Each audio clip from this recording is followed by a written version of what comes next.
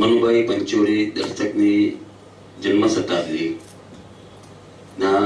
ત્રિદિવસીય કાર્યક્રમમાં આજે અંતિમ દિવસે આપણે એમના નાટક અને જીવન ચરિત્ર સંબંધી પુસ્તકોની વાતો કરીશું.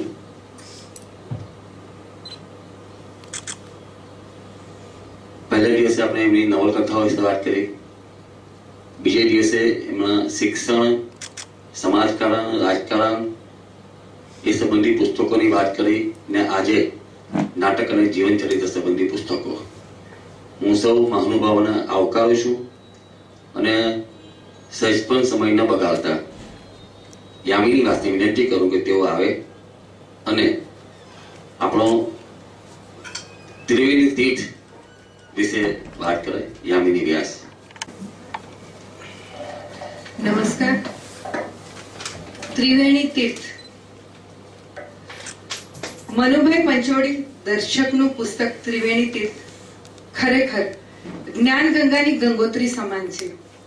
એમાંથી પસાર થાવ તો તીર્થ સ્થાન સમૂહ ચીર સૌભાગ્ય પ્રાપ્ત થયા વિના રહે જ નહીં. ત્રિવેણી નામ અનેક દ્રષ્ટિએ અર્થવાહી છે. જ્યાં ત્રણ વેણ મળે અને તેને લીધે જે સ્થાન તીર્થ બને તે ત્રિવેણી. જે પ્રવાહ સતત વહેતો હોય તે સ્વાભાવિકપણે સ્વચ્છ હોય. આવા ત્રિવેણી જેવા તીર્થોનું તીર્થપણું, તારકપણું, એનું મૂલ્ય વિદ્યા, ભક્તિ અને આધ્યાત્મિકતાને લીધે જ પોષાયેલું છે. 166 પાનાના ત્રિવેણી તીર્થના આ પુસ્તકની અનુક્રમણિકામાં 3 તીર્થ પ્રકરણનો સમાવેશ છે. પાના નંબર 1 થી 75 સુધી શીલ, 75 થી 117 સુધી શીલ અને સમન્વય, અને 117 થી 166 સુધી શીલ, સમન્વય અને સત્યાગ્રહ. જ્ઞાન સભર શીલ, ભક્તિપૂર્ણ સમન્વય અને કર્મશીલ સત્યાગ્રહનું આ ત્રિવેણી તીર્થ છે. પ્રસ્તુત પુસ્તકમાં 3 વ્યક્તિઓનું અને 3 ભાવોનું મિલન છે. 3 મહાન વ્યક્તિઓ એટલે સોક્રેટિસ, રામકૃષ્ણ પરમહંસ અને ગાંધી બાપુ. સોક્રેટિસ એ શીલનું પ્રતીક છે, પરમહંસ એ શીલ અને સમન્વયનું પ્રતીક છે, તો ગાંધીજી એ શીલ, સમન્વય અને સત્યાગ્રહનું પ્રતીક છે. બીજી પરિભાષામાં કહીએ તો સોક્રેટિસ જ્ઞાન અને સમજણની મૂર્તિ છે, તો પરમહંસ ભક્તિની પ્રતિમા છે અને ગાંધીજી સદૈવ કર્મયોગ છે. આ બધું કેવી રીતે છે એનો સચોટ ખ્યાલ આ પુસ્તક વિશદ રીતે પૂરો પાડે છે. દર્શક અહીં કહે છે કે ત્રણેય મહાપુરુષોનું ભજન મેં ભક્તિપૂર્ણ રીતે હૃદયપૂર્વક કર્યું છે ને તેનો લાભ અનુભવ્યો છે. વાચકોને, ભાવકોને તેનો થોડો સ્પર્શ થવા જેટલું આ લખાણ તેજસ્વી અને સત્યનિષ્ઠ થયું હશે તો મને અવાંતર લાભ પણ થયો એમ ગણાવીશ. આ ત્રણેય જીવન ચરિત્રોમાં એક સૂત્ર છે, શીલ, સમન્વય અને સત્યાગ્રહ. સમન્વયનો આધાર શીલ એટલે કે ગુણોનું ભાન, તેની અગ્રિમતા અને અનુસંધાનના ખ્યાલ અને તેના વિકાસ માટે પ્રયત્ન એ છે કે શીલ સમન્વય તરફ પ્રેરે. ગુણોનો ગુણ જ એકબીજા સાથે એકતા કેળવવાનો છે. અને પછી સમન્વય. સમન્વય માટે સમજાવટ અને સમજાવટથી ન પતે તો પછી સત્યાગ્રહનો આશરો લેવો પડે. સોક્રેટિસે ઇતિહાસના પ્રભાતે શીલની શોધમાં પ્રાણ અર્પ્યા અને બુલંદ સ્વરે મંત્રવાણી ઉચ્ચારી કે સંપત્તિમાંથી શીલ નથી આવતું, સંપત્તિમાંથી શીલ નથી આવતું, પણ શીલમાંથી સંપત્તિ જન્મે છે. ખાસ કરી સર્વસાધારણ ભારતવાસીને સોક્રેટિસ આટલો બધો જાણીતો ન હતો. સોક્રેટિસ જો ભારતમાં જન્મ્યો હોત અને તેનું જન્મકૃત્ય ભારતમાં સંપન્ન થયું હોત તો તેણે ભારતીય અવતાર માળાઓમાં ચોક્કસ સ્થાન મેળવ્યું જ હોત. એવી એની શીલ મૂર્તિ છે. પણ આજે ભારતની બધી જ મુખ્ય ભાષાઓમાં સોક્રેટિસનું જીવન સંક્ષેપ કે વિસ્તારથી આલેખાયેલું છે. પરંતુ આ પુસ્તકમાં સોક્રેટિસનું રેખાચિત્ર ભારે ઉઠાવદાર અને વાચકને ઉર્ધ્વ પ્રેરણા આપે એવું આલેખાયેલું છે. અહીં ગ્રીસ, એથેન્સ, સ્પાર્ટાનો ઇતિહાસ ટૂંકમાં મળી જાય છે. ગ્રીસની વિચાર, વાણી, કલા, સ્વાતંત્ર્ય આદિની સમૃદ્ધિનું ચિત્ર ઉપસી આવે છે. એથેન્સ અને સ્પાર્ટાના સંઘર્ષને પરિણામે સોક્રેટિસનો અંતરાત્મા કેવી રીતે જાગી ઉઠે છે અને તેની કર્તવ્ય દિશા કેવી બદલાઈ જાય છે એનું હુબહુ મનોહર ચિત્ર આ કથામાં મળી આવે છે. કોલિયા અને શાક્યના સંઘર્ષે અહિંસા અને નિર્વેરની ભાવના વિકસાવવા જેમ બુદ્ધને જગાડ્યા હતા અને બુદ્ધ મારફત એક નવો સંદેશ મળ્યો, તેમ સોક્રેટિસના જાગેલા અંતરાત્માએ એથેન્સ વાસીઓને અને તે દ્વારા સમગ્ર માનવજાતને એક ક્રાંતિકારી નવો પાઠ શીખ્યો. તે પાઠ એટલે કે સામાન્ય ભાષામાં કહીએ તો સાચી સમજણ, જેને આર્ય લોકો સમ્ય દ્રષ્ટિ અથવા તો વિવેક ખ્યાતિ કહે છે, તેને સોક્રેટિસ સાચી સમજણ કહે છે. એમના મતે સાચી સમજણ એ પરોક્ષ નથી પણ પ્રત્યક્ષ સમજણ છે. એટલે તેની સાથે અનિવાર્યપણે અનુરૂપ શીલ આવે જ. સાચા અંતર્મુખ સંતોમાં સમજણ અને શીલ એ બે વચ્ચેનું અંતર માત્ર શાબ્દિક હોય છે, તાત્વિક નહીં. આંખ અને જીભ જુદી જુદી ઇન્દ્રિયોથી ગ્રહણ થતા રૂપ અને સ્વાદ બંને જુદા છે, પણ એનો અર્થ એ નથી કે દૂધમાં રહેલ સફેદી અને મીઠાશ એ બંને તત્વતઃ જુદા છે. માત્ર ઇન્દ્રિય જ્ઞાનના ભેદથી વ્યવહારગત ભેદ છે. તેમજ અંદરથી ઉગેલ સાચી સમજણ અને શીલ એ બંને તાત્વિક રીતે તો એક જ છે. સોક્રેટિસ સાચી સમજણ ફેલાવવા માટે કાંઈ પણ કરવું ચૂકતા નહીં. પરિણામે એમની સામે ક્રાઇસ્ટની જેમ મૃત્યુ આવ્યું અને એમણે અમરપદ માની વધાવી લીધું. આ તેમના શીલની અંતિમ કસોટી. એથેન્સમાં સંપત્તિ હતી, તે જમાનાના પ્રમાણમાં ઘણી હતી. મોટા મોટા કલાધામો હતા, પણ તે મોટાઈ અને શક્તિના પ્રદર્શનો જ નીવડ્યા. લોકશાહી હતી, પણ તે એકબીજાને પછાડનારી, બીજા પર આધિપત્ય કરનારી હતી. રહ્યું સહયું શીલ એ પણ એમાં ધોવાઈ જતું. લોકોની શીલની અવગણનાથી પોતે ડૂબ્યા અને એથેન્સને પણ ડૂબાડ્યું. સંપત્તિમાંથી શીલ જન્મે એવા ભ્રામક પ્રતિપાદનનું એ પરિણામ હતું. તેમના સમયમાં બૌદ્ધિક ચર્ચા કરનારા વિદ્વાનો હતા, તેને સોફિસ્ટો કહેવામાં આવતા. ભારે બુદ્ધિશાળી અને નીતિ નિયમના જાણકારા. નીતિના ધોરણમાં કોઈ સનાતન સત્ય કે પાવિત્ર્ય જેવું હોતું નથી. સગવડ પ્રમાણે ઊભી કરી શકાય કે છોડી દઈ શકાય એવું તે વખતના યુવાનોને શીખવતા. તે બધા જે પાણીએ મગ ચડે એ પાણીએ ચડવા દેવા જેવા નર્યા ઉપયોગિતાવાદી હતા. સોક્રેટિસે એમની સામે પોતાની સમગ્ર આત્મશક્તિ કામે લગાડી. જીવનના અંત સુધી એમણે ઇન્દ્રિયોની મર્યાદા, મનની અલગતા, બુદ્ધિનું ચાપલ્ય અને આત્માનું ઐશ્વર્ય સમજાવવાનો પ્રયત્ન કર્યો. છેલ્લે એમણે નિર્ણય બાંધેલો કે આ સોફિસ્ટો બુદ્ધિની વાર વનિતાઓ છે. આમ સોફિસ્ટોની બુદ્ધિને એમણે વેશ્યા કહી હતી. આ પુસ્તકમાં સોક્રેટિસના સંવાદો એટલે જાણે કોઈ રંગભરી આતશબાજીની મહેફિલ કે જેમાંથી ઉઠવાનું મન જ ન થાય અને ઉઠ્યા પછી એ વિસરાઈ જતી નથી. એક હાથમાં બુદ્ધિનો અસ્ત્રો અને બીજા હાથમાં પ્રેમની ધારા. આ પ્રકરણને અંતે કહી શકાય કે દરેક લોકશાહીમાં સોફિસ્ટો હોય જ. દરેક લોકશાહીમાં સોફિસ્ટો હોય જ, કારણ લોકશાહીમાં અભિવ્યક્તિની મુક્તતા છે. સોફિસ્ટો હોય તેનો વાંધો નથી, સોફિસ્ટો હોય તેનો વાંધો નથી, પણ સોક્રેટિસ ન હોય તેની ચિંતા હોવી ઘટે. આ પુસ્તકનું હવે બીજું વહેણ છે સ્વામી રામકૃષ્ણ પરમહંસ. આ ગઈ શતાબ્દીની એક અસાધારણ ભારતીય વિભૂતિ છે. પણ જેમ સોક્રેટિસ એના અંતર્બળને કારણે માત્ર ગ્રીસના જ ન રહેતા માનવજાતનો માન્ય પુરુષ બન્યો, તેમ પરમહંસ મૂળે બંગાળી છતાં સમગ્રપણે ભારતીય બનવા ઉપરાંત વિશ્વ વિભૂતિ પણ બન્યા. સોક્રેટિસે વિશ્વ માન્ય થતા ઘણો વખત લાગ્યો, કેમ કે વચના સમયમાં એક એવું વિશ્વવ્યાપી ભાષા માધ્યમ અસ્તિત્વમાં ન હતું, જ્યારે પરમહંસ થોડા જ સમયમાં વિશ્વ વંદ્ય વિભૂતિઓમાં સ્થાન પામ્યા. તે વિશ્વવ્યાપી ભાષા માધ્યમની સુલભતાને કારણે. જો સ્વામી વિવેકાનંદ જેવા સમર્થ સંન્યાસી પણ અંગ્રેજી ભાષા જાણતા ન હોત તો પરમહંસની આખા ભારતમાં જાણ થવામાં પણ વધારે કદાચ વિલંબ થાય. રોમા રોલા જેવાએ પરમહંસ વિશે ઉદાત્ત ભાવે લખ્યું, તે પણ એવી જ ભાષા માધ્યમની સુલભતાને આભારી છે. પણ સવાલ તો એ છે કે આવો અભણ ગામડિયો બ્રાહ્મણ અને તે પણ પૂજારી એટલા ઊંચે સ્થાને પહોંચ્યો, તેની પાછળ શું રહસ્ય છે?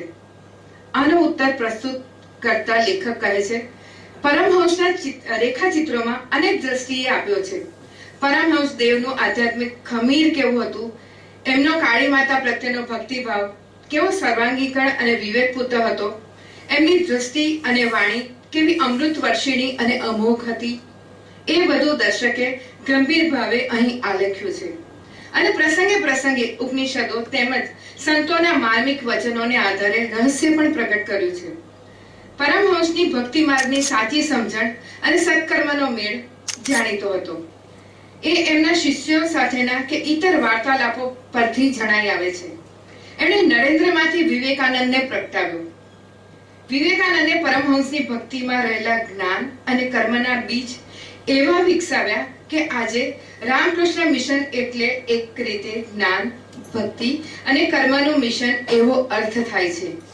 વિવેકાનંદે ભારતીય સંસ્કૃતિ અને આધ્યાત્મિક સંપત્તિની સુવાસ દુનિયાભરમાં પ્રસરાવી. પરમહંસમાં જેમ શીલનું તત્વ તરી આવે છે, તેમ સર્વધર્મ સમભાવ અને સર્વગુણ સંગ્રહ સમન્વય તત્વ પણ તરી આવે છે. એટલે લેખકે એમને શીલ અને સમન્વયની મૂર્તિ રૂપે આલેખ્યા છે. વિલાયતી શિક્ષણ અને સ્વદેશી સંસ્કૃતિ વચ્ચે સમન્વયકારની ઉત્તમ ભૂમિકા એમણે ભજવી હતી. એમણે કહ્યું હતું, જીવ એ જ શિવ છે, તેમજ વાસનાદિકમાંથી પરિશુદ્ધ થવાનો પ્રયત્ન સતત કરવો જોઈએ. શીલમાંથી બધી સંપત્તિ ઉપજે છે, પણ સંપત્તિમાંથી શીલ ઉપજતું નથી. તે સતત બધાએ યાદ રાખવું જોઈએ. પુસ્તકનું ત્રીજું વહેણ છે ગાંધીજી. એમના વિશે લખતા દર્શક કહે છે, તેમની ભૂમિકા જુદી છે, કારણ લેખકે ગાંધીજીનો સહવાસ ઠીક સાધેલો. એમની અનેકવિધ પ્રવૃત્તિઓમાં એમના જીવનકાળ દરમિયાન જ પ્રત્યક્ષ ભાગ પણ લીધો હતો. એટલે અહીં લેખકનો પ્રત્યક્ષ પરિચય અને સ્વાનુભવનું પૂરેપૂરું બળ અહીં દેખાય છે. ગાંધીજીના જીવનના એક પાસાને લઈ લેખકે તેનું સ્પષ્ટીકરણ કર્યું છે. ગાંધીજી એટલે જીવતી ગીતા અથવા ભારતીય સંસ્કૃતિ અને અધ્યાત્મનો સુભગ સમન્વય. ગાંધીજી વિશેનું આખું નિરૂપણ હર કોઈને માર્ગદર્શક થઈ પડે એવું છે. માતૃભાષાનું માધ્યમ, ગ્રામ રચના, રચનાત્મક પ્રવૃત્તિઓ, વિકેન્દ્રીકરણ, યંત્રવાદ, કોંગ્રેસ, યુદ્ધ નાબૂદી, પાયાની કેળવણી વગેરે વગેરે.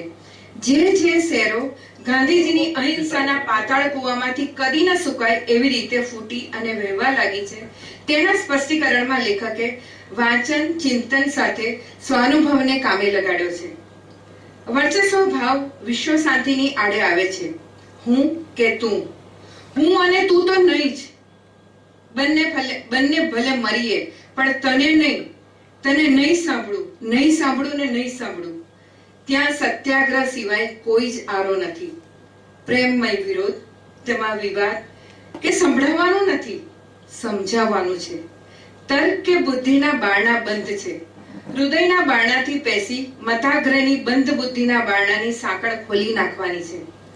ગાંધીજીએ આવી સાંકળો ખોલી તે સત્યાગ્રહની સમજથી અને આચરણથી. બાપુના મતે શુદ્ધ સાધનો દ્વારા શુદ્ધ સત્ય પ્રાપ્ત થઈ શકે. એ કેવળ નૈતિક સિદ્ધાંત નથી, પણ ઐતિહાસિક અનુભવ પણ છે. શુદ્ધ સાધનોમાં ભલે હિંસા અને જૂઠાણાને સ્થાન ન હોય, પણ અસહકાર, સત્યાગ્રહ, અનશન જેવા આત્મબળ પ્રધાન પ્રયોગોને સ્થાન છે જ. કારુણિકા એ છે કે પોતાના કેટલાક હિન્દુ ભાઈઓના મનથી બુદ્ધિની સાંકળો ન તૂટી અને ગાંધીજીને જનોની હાથે મરવાનું આવ્યું. લેખકે અહીં ગાંધીજી પછી કર્મયોગ પરવાસી અહિંસાની જીવન મૂર્તિ સમા વિનોબાજીની વિચારસરણી અને ભૂમિદાનની મહત્વની પ્રવૃત્તિને ખૂબ જ અસરકારક રીતે આલેખી છે. અને એવું જણાવે છે કે પ્રસ્તુત પૂર્તિ એ પણ ગાંધીજીના જીવન સ્ત્રોતનો એક ભાગ ગણાવવો જોઈએ. પંડિત સુખલાલજી કહે છે, આ પુસ્તક વિશે એવો અહીં નોંધે છે, આ પુસ્તકમાં ઘણી વિશેષતાઓ છે. વાક્યો યથાસંભવ ટૂંકા, ભાષા ઘરગથ્થુ છતાં સંસ્કારી, વાંચનની વિશાળતા અને ચિંતનનું ઊંડાણ, અનેકવિધ પ્રજા ઉત્થાનની પ્રવૃત્તિઓનો જાત અનુભવ અને નિર્વેળ સ્પષ્ટ ભાષિતા.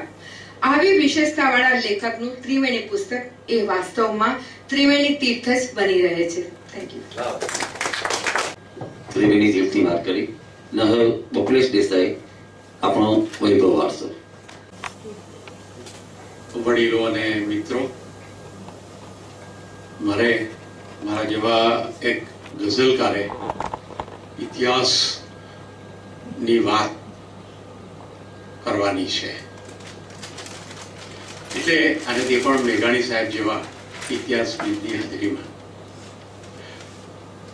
મને એક એ લાભ છે કે દર્શકે જે ઇતિહાસનું થોડુંક આલેખન, જે એનું આકલન કર્યું અને એની વિવિધ કૃતિઓમાં, નવલકથાઓમાં કે નાટકમાં કે પછી આવા ઇતિહાસને અંગેના પ્રવચનોની અંદર જે કર્યું એ અલગ પ્રકારનું છે.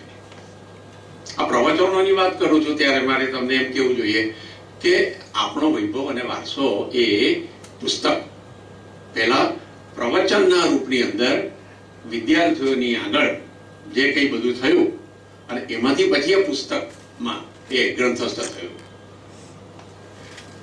દર્શક લોક ભારતી સાથે સંકળાયેલા ત્યાં મનુ દાદા એના નામે બધા ઓળખે. તો મનુ દાદાએ લોક ભારતી સણોસરાની અંદર જે ઇતિહાસની વાત કરી એ સ્થૂળ આપણા એકેડેમિક અર્થની અંદર નહીં, ઇતિહાસ આ પ્રમાણે બન્યું હતું. એમ કહે ને કે history is full of names and dates, નામવારી અને સાલવારી.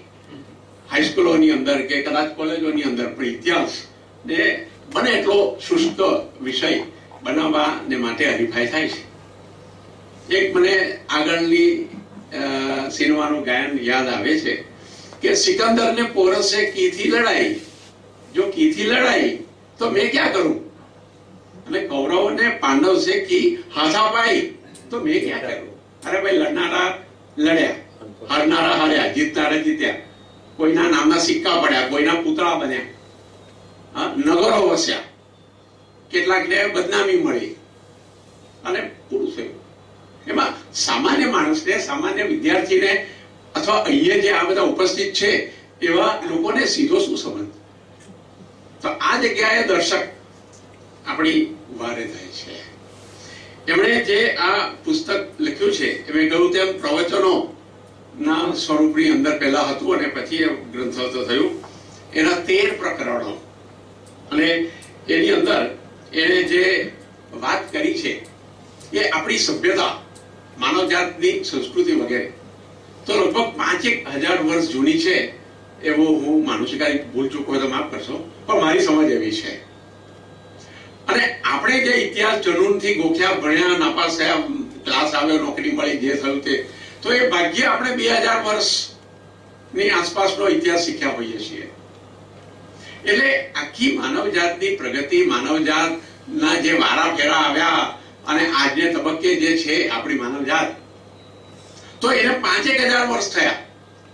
તો દર્શકે એ આરંભ બિંદુ તરીકે 5,000 વર્ષ પહેલાની આખી વાતથી એને શરૂઆત કરી. અને ક્યાં પૂરું થયું? હર્ષવર્ધન અને એનો શાસન, એનો વંશ જે હોય તે, તો એનું પતન થયું, એ બંધ થયું. એટલે ઈસવીસન 700, તો 5,000 વર્ષ પહેલાની વાતથી માંડીને એને 700 વર્ષ ઈસવીસન 700 ની અંદર એનું કામ એને પૂરું કર્યું. તો આપણે તો એક આગળ લાગે. આ પુસ્તકના જે પ્રસ્તાવનાકાર છે એને પણ જરાક થયું, પંડિત શુક્લાજી. તો એમણે કહ્યું છે કે દર્શકની જે ઇતિહાસની દૃષ્ટિ છે, એનું જે આકલન છે, એને જે બધું રજૂઆત કરી છે, એનું અર્થઘટન વગેરે જોતા એમણે એ બાકીના વર્ષોથી, માનો કે આજ સુધીના વર્ષો સુધી એને કરવું જોઈતું હતું, પણ એ ન થયું એનું દુઃખ છે.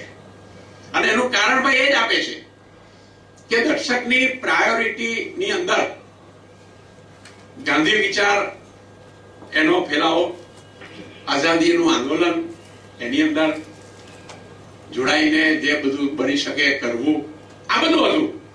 એટલે ઇતિહાસનું આકલન, અર્થઘટન, એને આ રીતે પુસ્તકમાં મૂકવું વગેરે એ એને માટે અનેક ફરજોમાંની એક ફરજ હતી.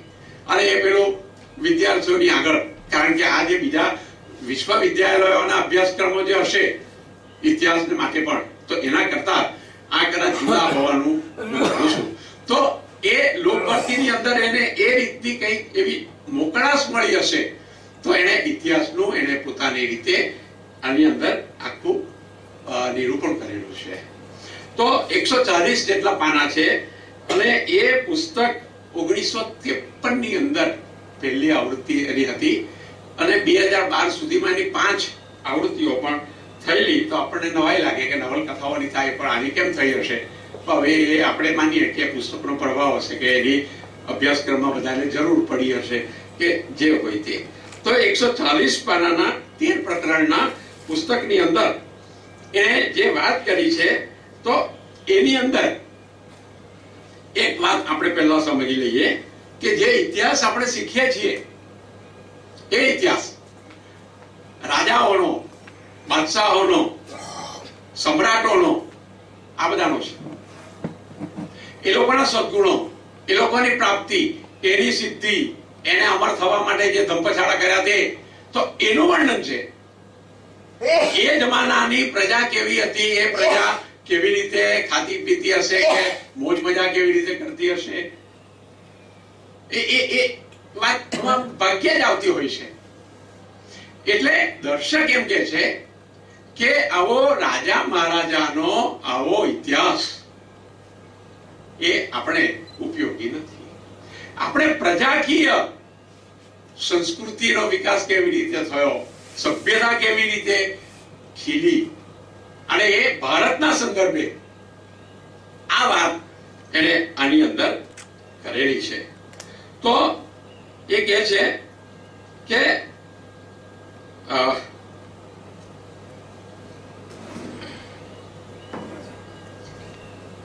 પ્રસ્તાવનાની અંદર પંડિત સુખલાલજીએ આ અંગે પણ સરસ નિરીક્ષણ કરેલું છે કે એની અંદર એક જાતની દ્રષ્ટિ છે, એની સજ્જતા છે અને એને કારણે આ રીતે એને જે સરસ કામ કર્યું છે. તો આ ઇતિહાસ રાજ્યકર્તાનો ઇતિહાસ નહીં પણ પ્રજાકીય આખી ચેતનાનો ઇતિહાસ. આપણે શરૂઆત ક્યાંથી કરી હતી ત્યાંથી થાય છે. એટલે આપણે જાણીએ છીએ કે આર્ય નું આખું ટોળાઓ, અલગ અલગ એની બધી જે જાતિઓ, એના ટોળાઓ એ ક્યાં ક્યાંથી નીકળ્યા અને ક્યાં ક્યાં ગયા. ઈરાન બાજુ એક આર્યનું આખો જૂથ ગયું હશે, સમૂહ. એવી રીતે આપણે ત્યાં આવ્યું. ક્રમે ક્રમે એ આપણે ત્યાં આવીને સપ્ત સિંધુના પ્રદેશમાં બધી